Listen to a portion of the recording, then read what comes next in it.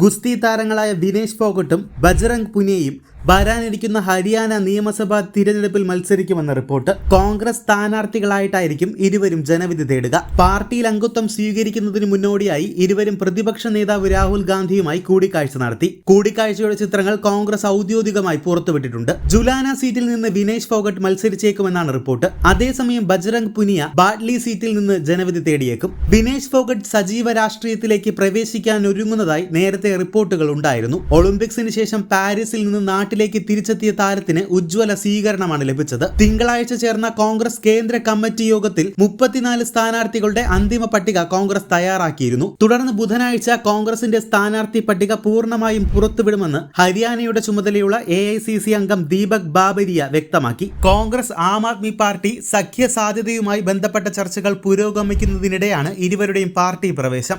Aam Aadmi പാർട്ടിയുമായുള്ള seat വിഭജന ചർച്ചകൾ പൂർത്തിയായാൽ ഉടൻ സ്ഥാനാർത്ഥി പട്ടിക പ്രഖ്യാപിക്കും എന്നാണ് അറിയുന്നത്. ആം ആദ്മി പാർട്ടിക്ക് കൈകൊടുക്കുന്നതിൽ സംസ്ഥാന നേതൃത്വത്തിന് താല്പര്യമില്ലെങ്കിലും സംഘടനാ general secretary KC Venugopal Aam Aadmi party നേതാവ് രാഘവ് ചദ്ദയുമായി 3ാം വട്ട ചർച്ചയിലാണ്. 90-ൽ 10 സീറ്റ് വേണമെന്നാണ് ആം ആദ്മി പാർട്ടിയുടെ നിലപാട്. 7 വരെ ആകാമെന്നാണ് കോൺഗ്രസ് പറയുന്നത്. BJP ഭരിക്കുന്ന ഹരിയാനയിൽ ഭരണം പിടിച്ചെടുക്കാൻ അരയും തലയും മുറുക്കിയുള്ള പ്രവർത്തനങ്ങളാണ് കോൺഗ്രസ് നടത്തുന്നത്. കർഷക സംഘടനകളുടെ അടക്കം അകമഴിഞ്ഞ പിന്തുണയുള്ള വിനേഷ് ഫോഗട്ട് കോൺഗ്രസ് ടിക്കറ്റിൽ മത്സരിച്ചാൽ അനുകൂല തരംഗമുണ്ടാകുമെന്ന വിലയിരുത്തൽ പാർട്ടിക്കുണ്ട്. കഴിഞ്ഞ ദിവസം ഹരിയാന ഡൽഹി അതിർത്തിയായ ശംഭുവിൽ പ്രതിഷേധിക്കുന്ന കർഷകരുടെ ക്യാമ്പിലേക്ക് എത്തിയ വിനേഷ് ഫോഗട്ടിന് ഊഷ്മളമായ വരവേൽപ്പ് ലഭിച്ചിരുന്നു. ഹരിയാനയിലെ 90 മണ്ഡലങ്ങൾ ഒക്ടോബർ 5-നാണ് പോളിംഗ് ബൂത്തിലെത്തുക.